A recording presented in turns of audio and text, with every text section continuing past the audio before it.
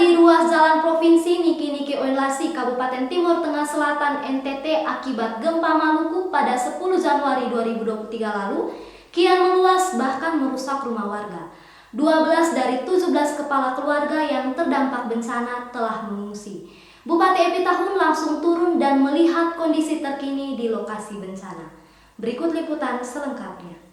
Gempa berkekuatan 7,8 skala Richter di wilayah Maluku pada 10 Januari 2023 lalu terus memicu pergerakan tanah pada ruas jalan provinsi Niki-Niki Oilasi. Kerusakan badan jalan yang sebelumnya telah diperbaiki Pemda TTS kembali mengalami patahan tanah yang cukup parah dengan kedalaman mencapai kurang lebih 1,5 meter sampai 2 meter. Patahan tanah yang sebelumnya terjadi di titik badan jalan kini meluas ke arah utara pemukiman warga RT 05 RW 03 Dusun B Desa Napi sejauh 100 meter dan ke arah selatan rumah warga, lahan pertanian dan lembah Kolonakaf ikut tergerus longsoran tanah sejauh kurang lebih 3 km.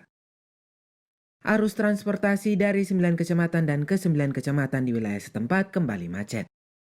Kendaraan roda 2 dan roda 4 yang memaksa melintas harus ekstra hati-hati. Bupati Timur Tengah Selatan Epi Tahun didampingi Kepala BPBD Irina Kamnanu, Kadis Sosial Nixon Nomleni, Kadis PUPR Martelens Liu turun dan melihat langsung kondisi terkini di lokasi bencana.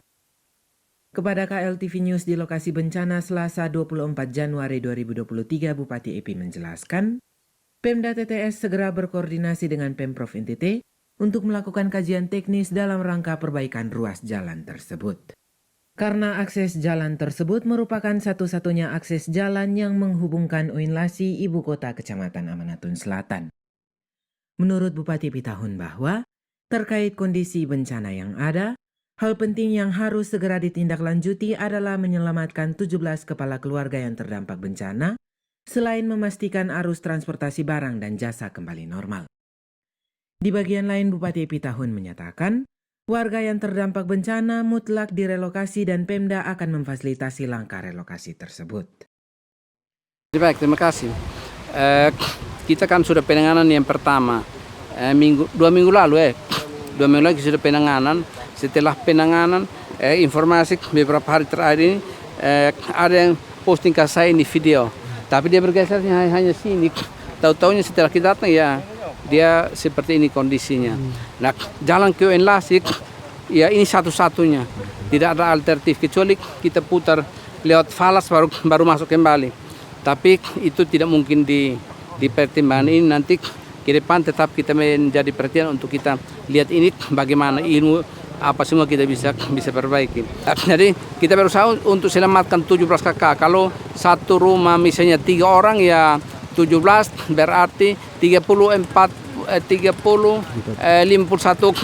jiwa. 51 jiwa. Jadi kalau itu satu rumah 3 kakak, kalau lebih kan lebih lagi. Jadi kita berupaya sekarang untuk selamatkan jiwa, selamatkan manusia, tetapi juga transportasi orang barang jasa tidak boleh terganggu. Nah, jadi nanti setelah ini kami rapat dengan orang tua kita putuskan alat saya sudah bergeser, tapi bergeser untuk kita tangani ini. Jadi ya mungkin bisa dilihat ini, ya nanti kita utama ini yang sudah tidak bisa, sedangkan di atas nanti yang retakan atau rekahan itu nanti kita taruh dan tanah supaya isi kita evaluasi. Kita evaluasi 1 minggu ke depan ini seperti apa. Ini alam, jadi tidak bisa kita lari dari ini kenyataan.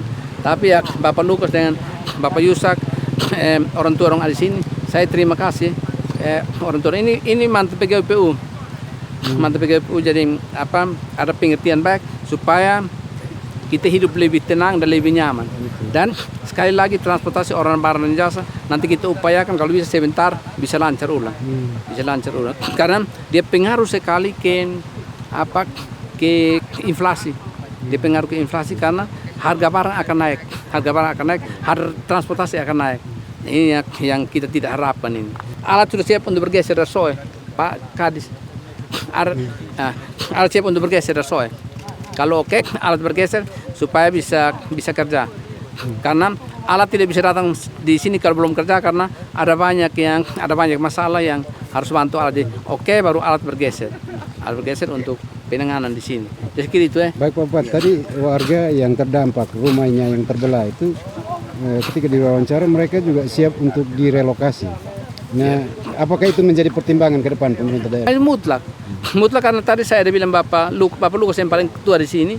Jadi Bapak Lukas nanti kalau menurut Bapak Lukas ada apa rumah tua di sana, nanti saya suruh lihat anak-anak, nanti sebentar lihat survei, lapor sama saya, kita buka jalan. Kalau bisa kita harus buka jalan kasih mereka, tidak mungkin kita telantarkan. Setelah itu diikuti dengan kita swadaya. Kita swadaya pemerintah daerah tahu apa, orang tua orang tahu misalnya ada kayu banyak, potong kayu, kita bikin apa regel, kita sama-sama supaya bisa jalan. Karena ini bencana, ini masalah yang tidak bisa kita keluar, ini realita. Tetapi intinya yang pertama, manusia harus selamat. Yang berikut, transportasi orang barang dan jasa tidak boleh terganggu. Karena jalan ini melayani 9 kecamatan, 78 desa. Nah, ini cukup banyak. Kalau dia 78 kali 1 orang 5 orang saja berarti tidak di sekitar 100.000. Nanti bisa dilihat di data ada. Kira-kira 100.000 orang yang pakai ini jalan setiap hari. Mobilisasi orang barang dan jasa. Sementara Kepala Dinas PUPR Martelens C. Haliu secara terpisah menyatakan, atas seizin Bupati, pihaknya segera memobilisasi alat berat guna penanganan darurat di lokasi bencana. Selain itu demi kelancaran arus transportasi barang dan jasa, pihaknya akan membuka jalur alternatif ke sisi utara badan jalan. Hal itu masih menunggu warga terdampak direlokasi ke tempat yang aman. Terima kasih. Kalau penanganan darurat untuk sementara ya masih bisa. Plus kemarin kami mau turunkan alat tapi masih ada sedikit masukan dari masyarakat yang rumahnya berdampak dari longsor ini, sehingga alat sementara kita belum bisa turunkan.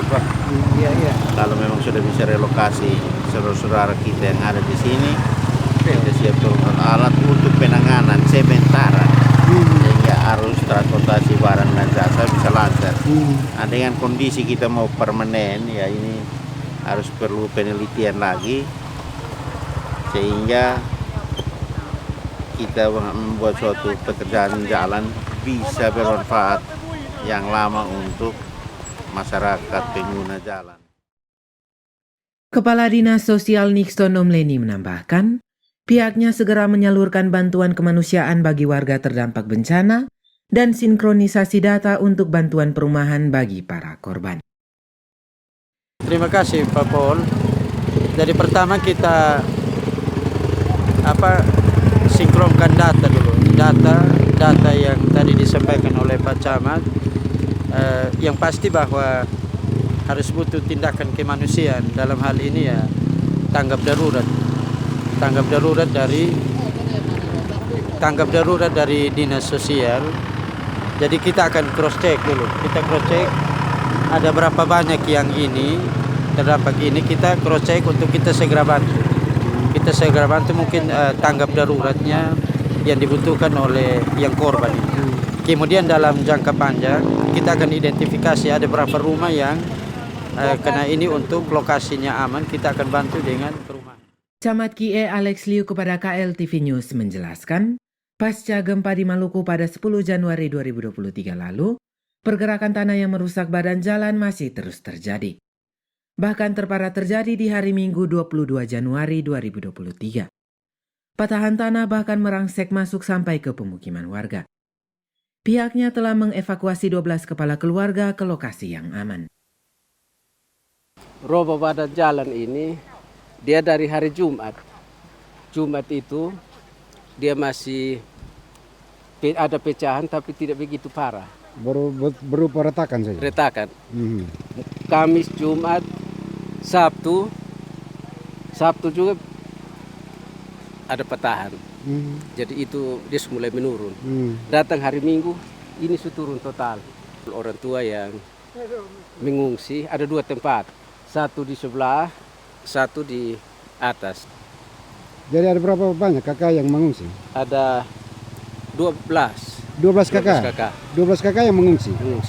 Salah satu perwakilan warga terdampak Lukas Asbanu mengaku, pergerakan tanah terus terjadi pasca gempa Maluku. Bahkan patahan tanah kini mengepung pemukiman warga. Semua warga telah mengungsi, bahkan pihaknya selaku warga terdampak siap untuk direlokasi ke kampung tua di bagian utara wilayah setempat. Retakan sudah sampai di belakang sana. Memang betul Bapak. Retakan ini dari situ pokoknya terputar sampai di belakang Bapak. Terputar.